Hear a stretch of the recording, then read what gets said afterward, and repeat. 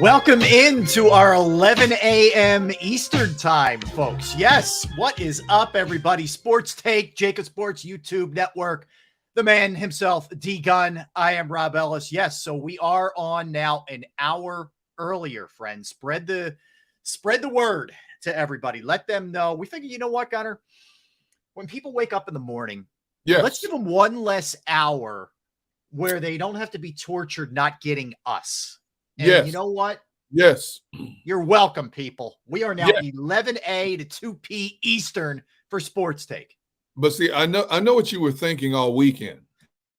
You were thinking, and you got that look on his face like, what the heck is he about to say now? Where's he going now? You were thinking all weekend, I can barely get D-Gun to be on time at noon.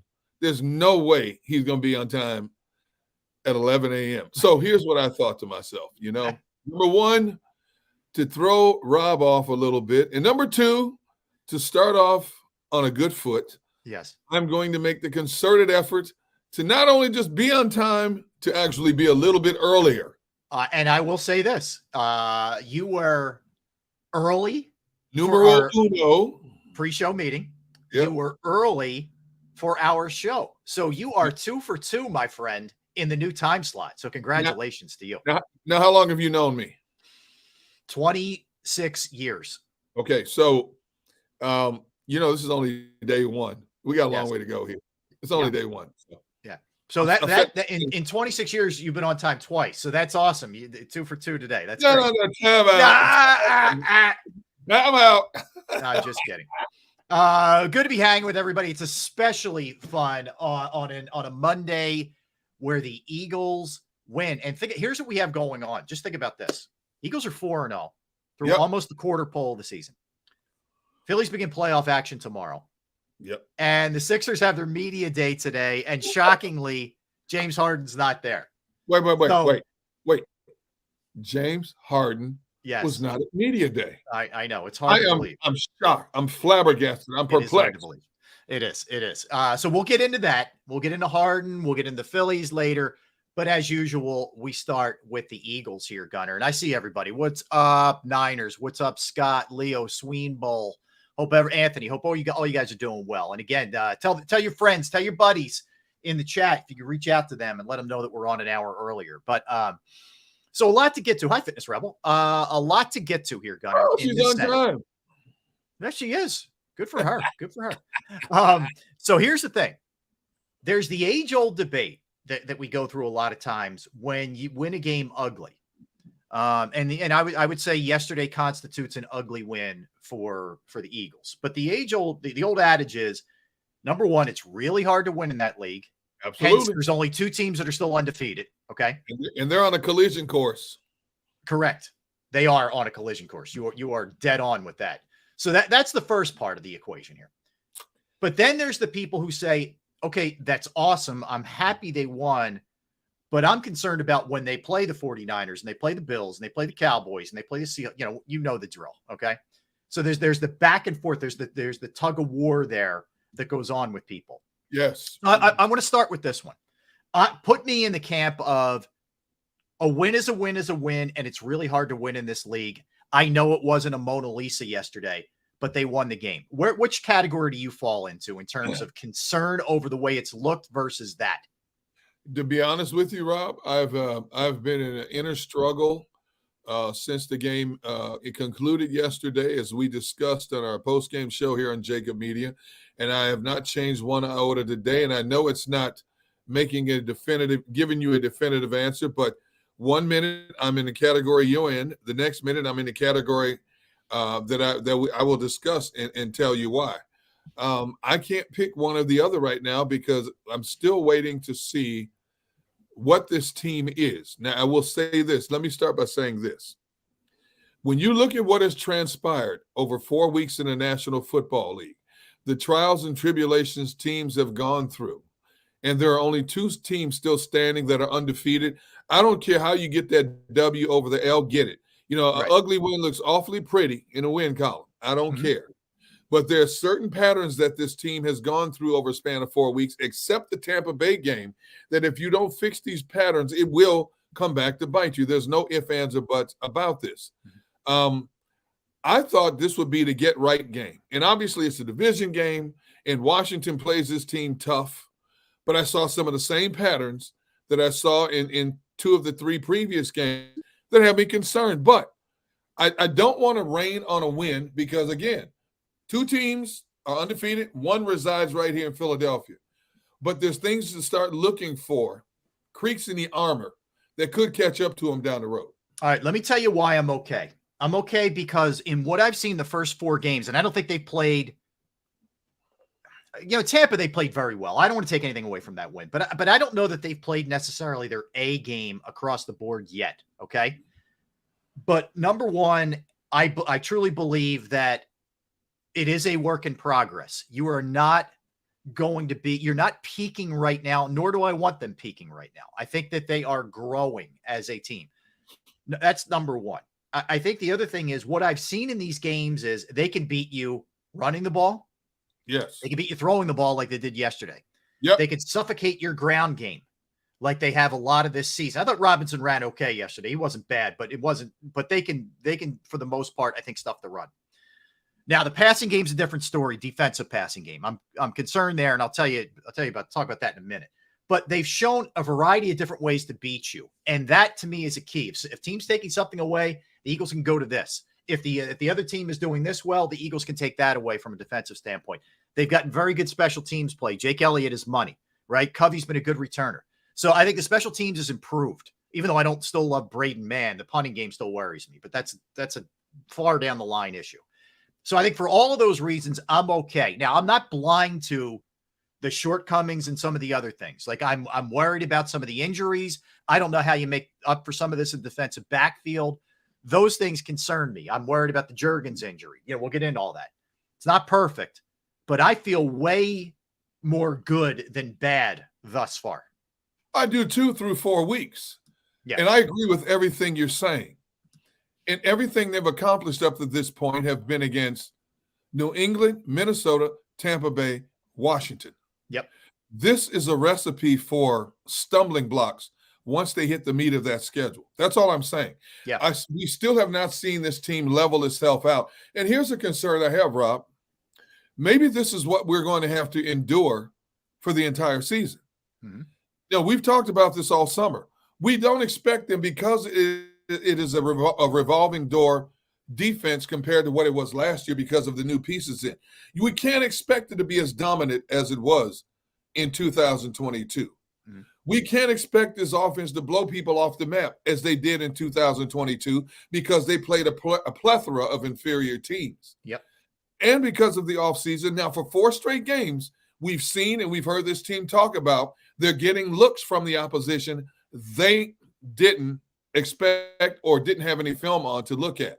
The bottom line is they found a way to overcome it in 4 consecutive games, unlike everybody else in the league except San Francisco. Mm-hmm. But if this is the best of what we're going to see, there are going to be some stumbling blocks along the way. If this is the best we're going to see, they're not winning a Super Bowl. But I don't think it's the best we're going to see. I don't. I really don't. I think this defense is going to take a whole season to really gel because of the youth movement. I think it's going to look different this year, Derek, in that you are going to have to score more points against the good teams because the defense is not as good collectively as it was last year. I think the pass rush can be as good or better, but your secondary is not going to be. And look, the other thing to take into account yesterday, you're playing without Avonte Maddox. Yep. You're playing without Nakobe Dean. You're playing without Sidney Brown and Justin Evans. Like that, you were missing some significant pieces. And the other thing is, I know we hate doing this. I'll give a tip of the hat to Sam Howell. I thought he did a nice job, and I thought Eric Bieniemy called a smart game at getting the ball out of his hands quick. I know we loathe to do that, but the other team played pretty well to their credit and did some things. Now, there's a lot of stuff the Eagles need to clean up. There's no doubt about that. And there's no denying that.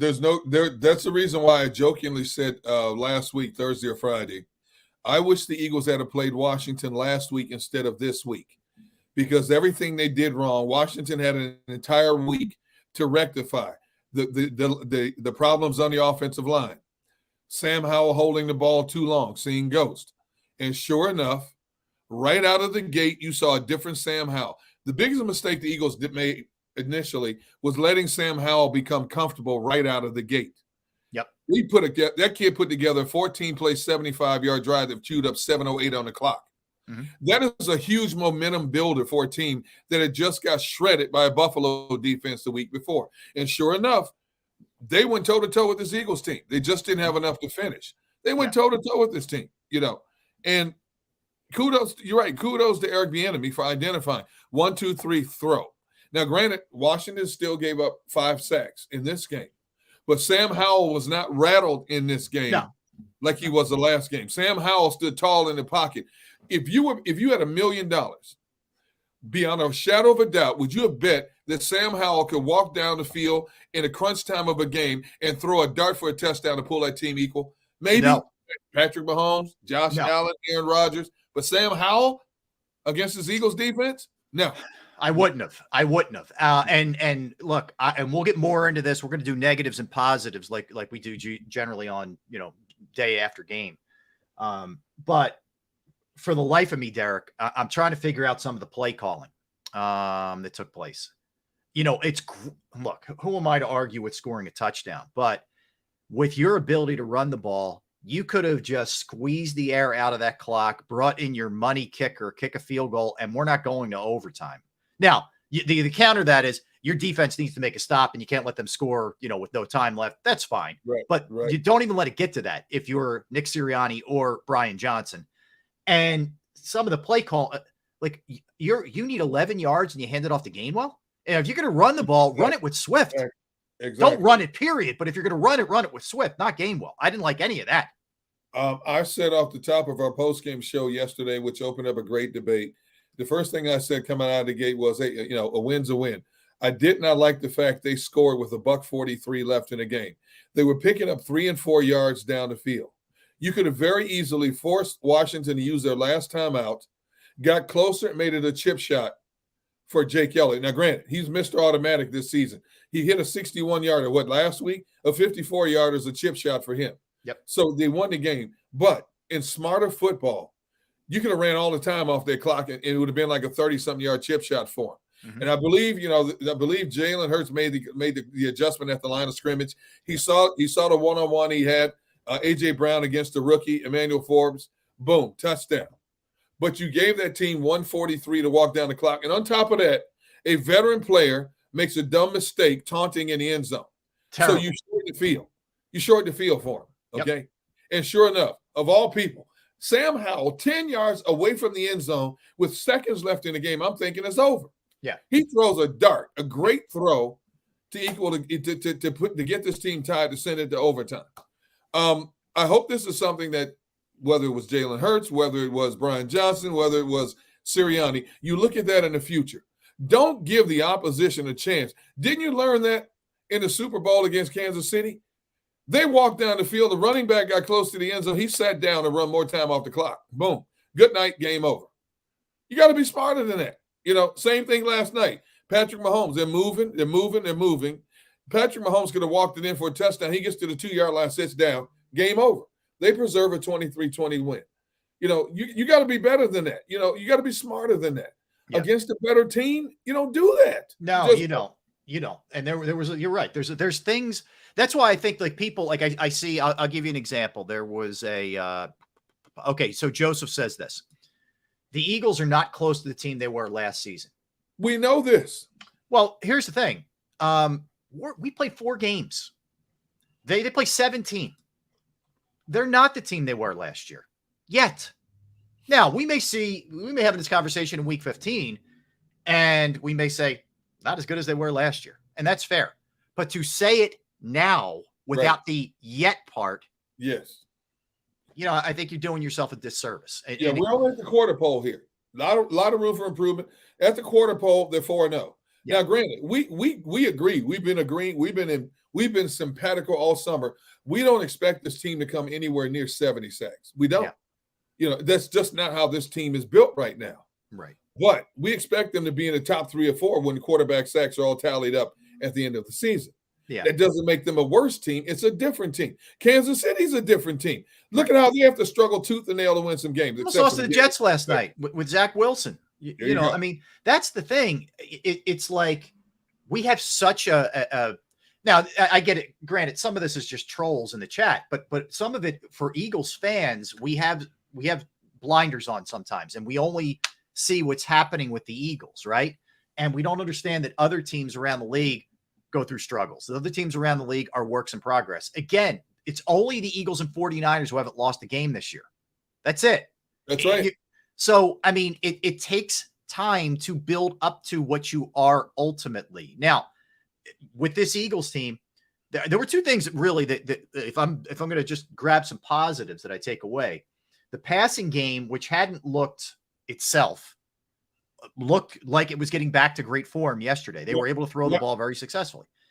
And Hassan Reddick, without the cast on his hand, yes, should have had 1.5 in my estimation, but he's listed as 1 sack, but was very active yesterday. So, like, I think you're seeing things that need to happening on a positive note for the most part. And yeah, there are things they need to clean up, but yeah, here's one other thing, Derek. I think the myth is that last year they trucked everybody in sight. They didn't truck everybody in sight last year. There were some games that we sort of forget about because they all kind of run together. And I get it. Me too. Right. But, you know, they barely survived Arizona 20-17. Yeah. Yeah. Barely. That was week 5. Okay.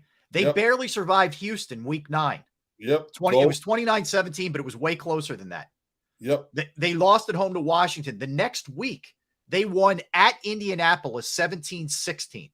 So my point being, the last drive of the game. Yeah. Yeah. My point being, we think like every game last year was just the Eagles won 34-0 and everybody's feet were up. And no, it wasn't the case. It's not the way it was. You know, if you're evolving and you're trying to figure out exactly what needs to be worked on, and you have no losses up to the point, that's a huge plus to have. Yeah. Huge plus to be. I mean, if they were 1-3, we'd be screaming murder, you know. Yes. If they were 2-2, if they were 3-1, we'd be screaming murder. But they're winning. They're finding the little ways that will. They're like chameleons. They can adapt to the landscape at any given moment. Right. Not many teams can do that in the National Football League. And until they iron out some of the rough patches, and if the injuries continue to pile up, I mean, they've had their share of injuries. So has everybody else in the National Football League. Yeah. Everybody's limping right now. Right. How do you overcome these things? You have to find ways to overcome them. And the Eagles are only one of 2 teams that have found a way to maintain this perfection up to this point. Yeah, I mean, you're right. And there are some real, you know, pretty serious injuries around the league. I mean, Buffalo loses Tre'Davious White. You know, bad for that kid, man. Right. And the Patriots may lose Matthew Judon. Like, and look, the Patriots are in trouble anyway. But, you know, there are teams that are, you know, Pickett's knee is a big question right now. Herbert hurts his finger. Like, there's a lot going on around the league. And it's just a matter of being lucky to an extent and not having real severe injuries, or just being able to get through it, you know, in the interim. Like, you got to survive games like yesterday when you don't have 3-4 guys on the defensive side of the ball. You got to survive it. So Opeta's got to step in there and play for Juergens yesterday, and you got to be able to survive it. So there's a lot that goes into it. Keep this in mind too. Washington got their ass handed to them the week before by Buffalo. Okay. They were going to come in very focused in that game. This was going to be a game where they were embarrassed by the Bills. And I thought they came in very focused, and you took your best shot and you still won. That's right. So that's a positive in my estimation. Again, I think we only look at, not you, but I think we only look at it from an Eagle standpoint. You're talking about a Washington team that even though we don't maybe think it, they think they still have a shot at the playoffs, and, you know, they're looking to establish themselves and bounce back. And they played a much cleaner brand of football than they played the week before. Well, think about it. With the way the NFC is right now, just look at the NFC up and down right now. If Washington can play the way it played against the Eagles, they do have a good shot of being in the playoffs this year. Yes. Yep. They really do. With the quarterback who only has 5 games as a starter under his belt, and an offensive line that was so suspect a week ago that all of a sudden gelled together yesterday and played a much better game, protecting the quarterback, opening running lanes for the running back. Did you think this Washington team could almost average 4 yards a carry against this Eagles defense yesterday? No. I didn't. I did not. They found a way. They changed their blocking scheme. They doubled up when they had to on Jalen Carter and Jordan Davis. They opened up some lanes for their running backs, Gibson and Robinson, to run through. Yeah. They sustained drive. The reason they were in that game, when you look at their scoring drives, 708, 6+ minutes, 7+ minutes. They were able to get down the field and punch in sevens for the most part, except threes. And they made the Eagles catch up. Did you think they would ever take a 10-point lead on the Eagles? No, I didn't expect any of that. No, I didn't. I thought the Eagles would handle them. I thought this was going to be a game. The spread was about 9-ish, depending on where you shopped. That spread was 9, yes. Yeah, I thought the Eagles would win the game and cover. And so I did not expect it to be that good. Yeah, the other thing you have to throw in there too, and again, this goes to, the whole, when you play NFC East games, they can be very strange sometimes. Weird things happen. It doesn't always go according to plan. Again, last year, the Eagles were undefeated through 8 weeks, and they lost at home to Washington. Just weird stuff happens in these games. And yesterday was one of those weird days. And I thought Bieniemy did a good job. Bieniemy had a bit of a blueprint from the Super Bowl last year when he was Kansas City's offensive coordinator about what to do and how to attack. Even though the personnel's a little bit different. So, all in all, to me, it is very hard to win. But this is the time of the schedule where we said they have to win these games. They have to win these games. So far, they're winning these games. There's no question about it. Is it pretty up and down the board? I mean, yesterday they could have had two more turnovers. Edmonds drops a pick, and then of course Robinson gets to the goal line, fumbles in the end zone, and McLaurin dives on in the end zone, touchdown. So they got a couple of gifts. It's not always going to be as clean as we expected, as we want to. But the bottom line is, did you get the win? Did you get the win? That's the bottom line, plain and simple. Did you get the win? They got the win, plain and simple. Yeah, and look, there's a lot of things that here's the thing. If I had heard yesterday from them, hey, man, everything's great. Smell the roses. Let's enjoy it. Blah, blah. I didn't hear that from anybody. I heard a lot of them say, hey, we're thrilled we got the win. We know there's a lot of work to do. They know it. The Eagles, look, we all set a very high bar, as we should, and we should never compromise that. And the Eagles did as well. And that bar is bam. It is right up there, right? And, that they're striving for that. Therefore, anything less is unacceptable.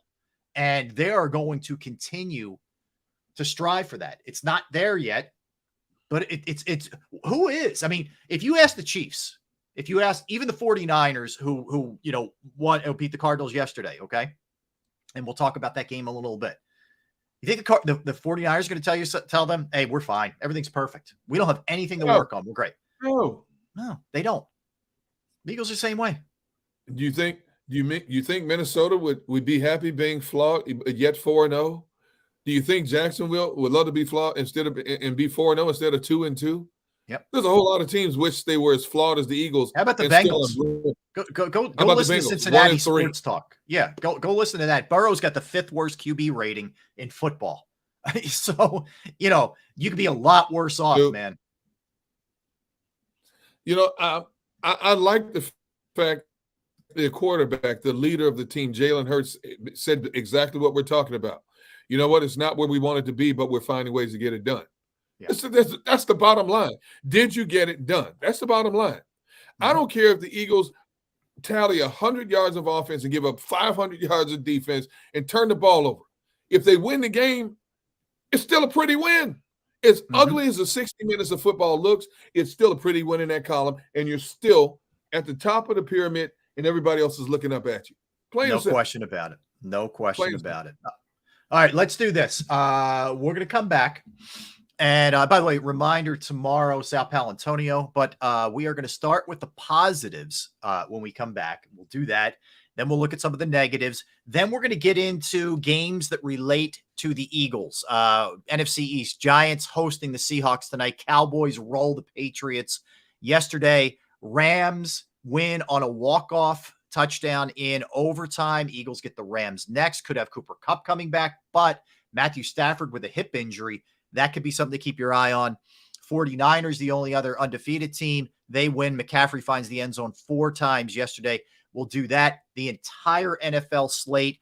Phillies hunt for Red October. We'll preview the pitching matchups for game 1 tomorrow. We'll give you birthdays. We'll give you movies. don't go anywhere. We are going to keep it rolling, and we are going to bring you absolute freaking fire for the rest of the 2.5 hours that we have in store. By the way, Gunner, props to you for the USS Navy hat. I know you guys did the pre and post game show yesterday. Just give us a little set the table for us yesterday, because that is an historic place that you were at yesterday. Yeah, normally we do our pre and post game shows from Ocean Casino, but we got bumped out because Michael Rubin held a big event at Ocean Casino over the weekend, and some of the names that you might know included Tom Brady, Kevin Hart, Kim Kardashian, Jay-Z, Beyonce. So obviously our little old pre and post game show got jettisoned out of there real quick. So we relocated to the USS New Jersey, which is docked in Camden, New Jersey. And I love history, especially war history. And I walked on it, and it was a surreal feeling, because this was like one of the biggest ships built in the naval fleet during World War II. It was the second ship in the U.S. Navy fleet that was given a name, the USS New Jersey. It was used during World War II in Okinawa and Vietnam. Right. It was in service for the U.S. Navy for like 21 years. It was finally decommissioned in 1991 completely. Rob, if you've ever been on a ship, I've been on the USS Kitty Hawk, which was docked out in San Diego. And when they used to have the Holiday Bowl out there, the San Diego media would always have the media day for both teams on the USS Kitty Hawk in this big space, which was an aircraft carrier. This ship, man, my goodness, during its duration, it housed not at one time, but total over 50,000 servicemen and women. If you saw the cannons on this thing, it has 3 cannons on there. It had to be at least 50, 60 feet long. They've done a great job preserving it.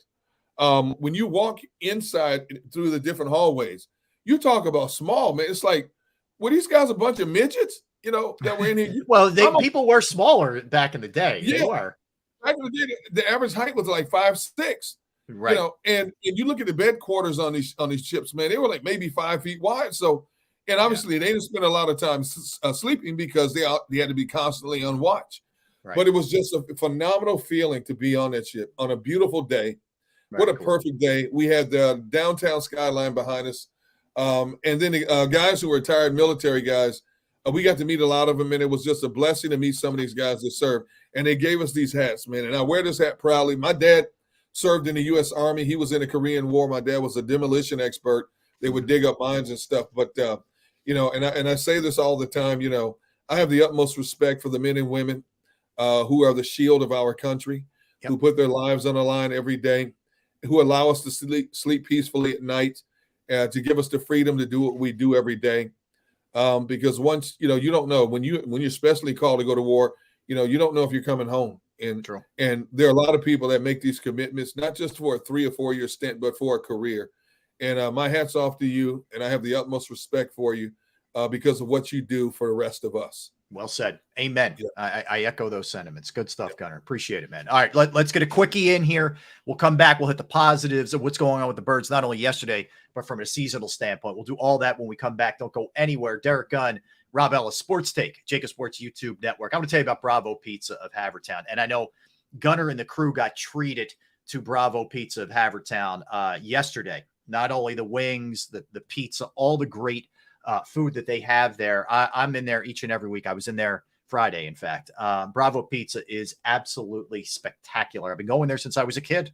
They've been family owned since 1985. You don't stick around that long for no reason, okay? Just an unbelievable lineup, 20 different styles of pizza. They have slices to go. I get the grandma upside down. That's the way I like it. But they do the you name it, they'll make it, specialized pizza your way. You're not up for pizza, that's fine. Fresh pasta, sandwiches, wraps, wings, salads, all across the board. Every box checked for everybody in the family. And they're also committed to the community. They have fundraisers for charities, for schools, for little leagues, where the proceeds go to those organizations.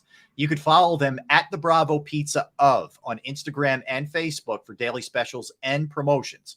They're at 1305 Westchester Pike, Manoa Shopping Center in Havertown, Pennsylvania. 1305 Westchester Pike, Manoa Shopping Center, Havertown, Pennsylvania. Give them a call right now, 610-446-3888. That's 610-446-3810. Bravo Pizza of Havertown. Take a look for yourself.